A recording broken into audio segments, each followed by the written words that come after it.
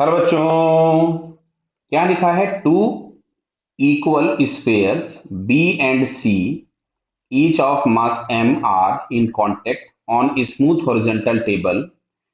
Third sphere a of same size मतलब radius same है as that of b and c but mass is m by 2 impinges symmetrically on them. Impinges means collide करता है symmetrically on them with velocity u and itself brought to rest. The coefficient of restitution between sphere A and B और between A and C क्या होगा? तो समझो बात को ध्यान से। सबसे पहले कि यहाँ पे जो हम लोगों को इनके सेंटर को मिलाने वाली जो एक लाइन होगी या ये जो ट्रायंगल बनेगा, ये ट्रायंगल इक्विलेटरल ट्रायंगल होगा। क्यों?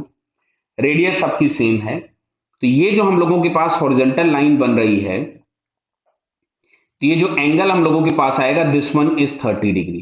क्लियर? अब अच्छा सुनो, ये वाला जो बी स्फीयर होगा सिमेट्रिकली हिट किया है, तो इसकी स्पीड अगर मैंने लिखी v1 इधर, तो इसकी भी स्पीड होगी v1 इसी डायरेक्शन में, सेम स्पीड होगी बिकॉज इन दोनों के मासेस सेम है।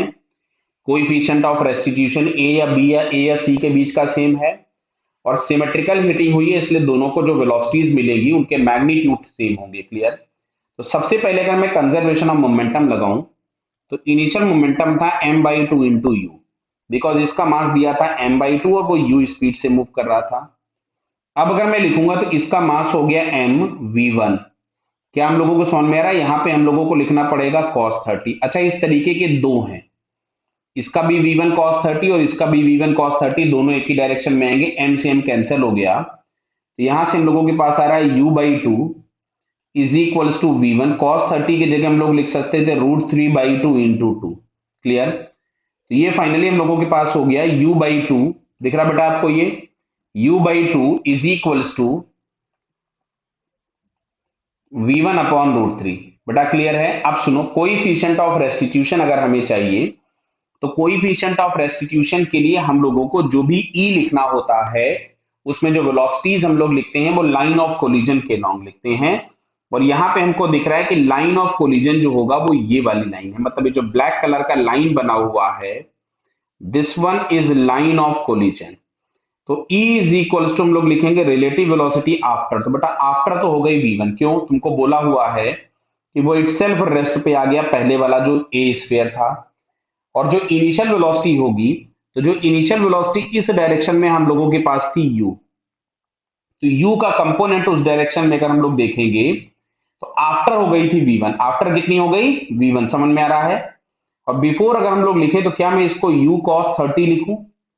क्योंकि हम लोगों को जो भी वेलोसिटी चाहिए वो इसी लाइन के लॉन्ग चाहिए, लाइन ऑफ कोलिजन के लॉन्ग वेलोसिटी चाहिए। क्लियर?